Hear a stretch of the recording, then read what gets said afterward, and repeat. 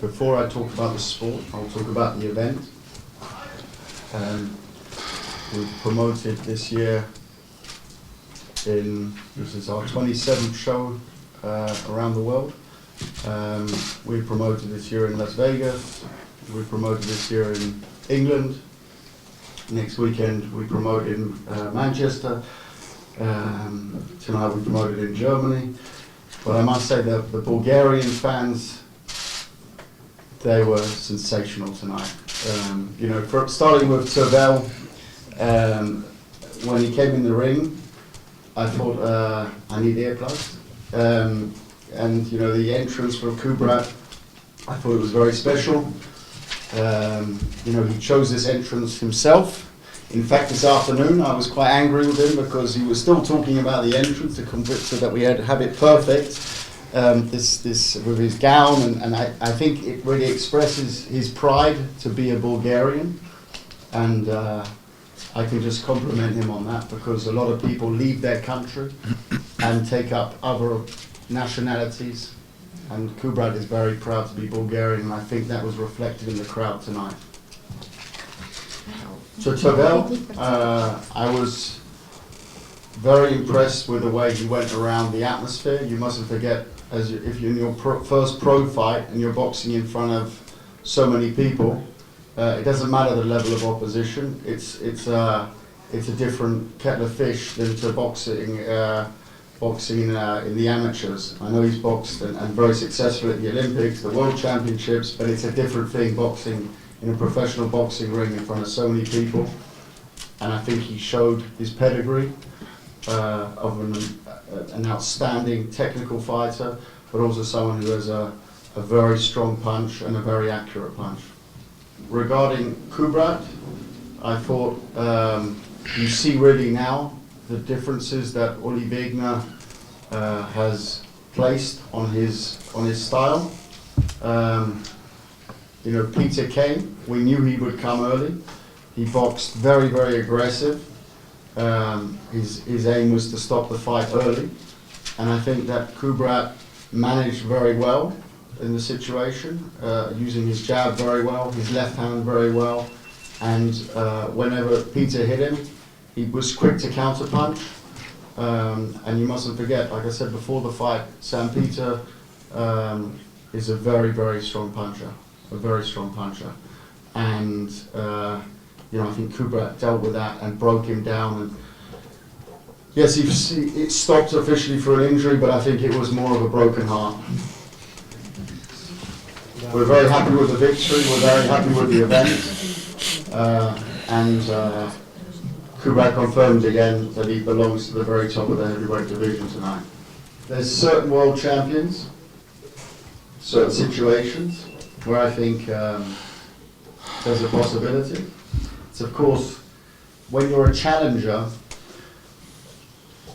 there's a split. So it's 25-75, for example.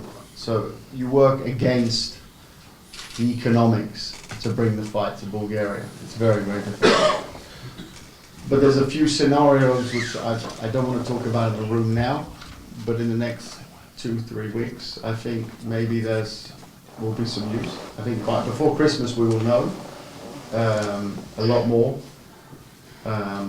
what is happening in the heavyweight division. Next weekend is a big weekend. Anthony Joshua fights Eric Molina, and there's rumours that he's signing to fight Klitschko. That's okay. We're mandatory challengers, so the fight has to come. The fight has to come, and it will happen by the summer of next year.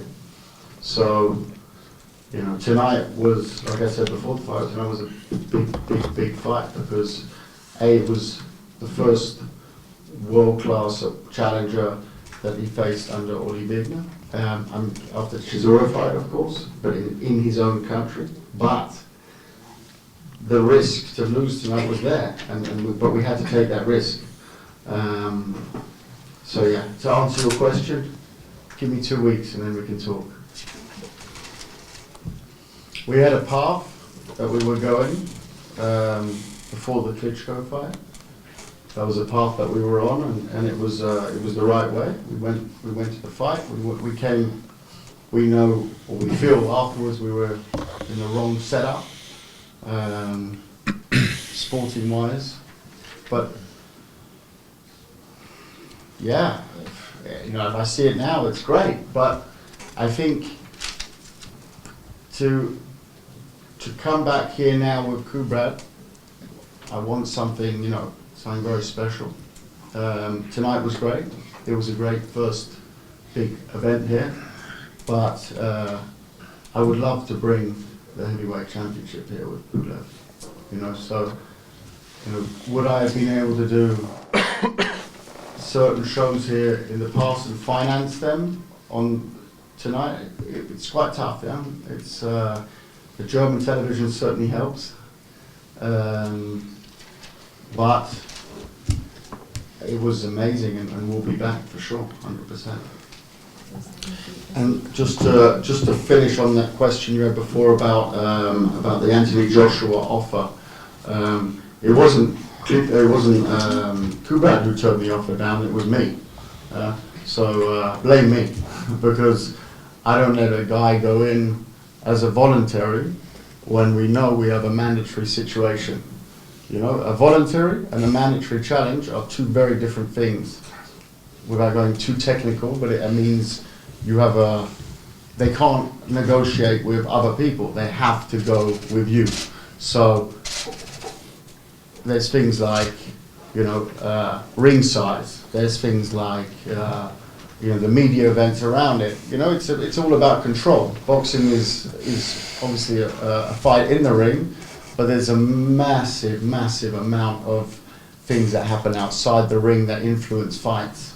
And I don't mean that in a dodgy way or something like this. You know, it's mind games. You know, we play mind games, they play mind games. You know, and there you have a much better chance when you're in a mandatory situation, or you're just being paid, you know, money to come over as an opponent and win on an opponent. You know, win on an opponent. We're a mandatory challenger.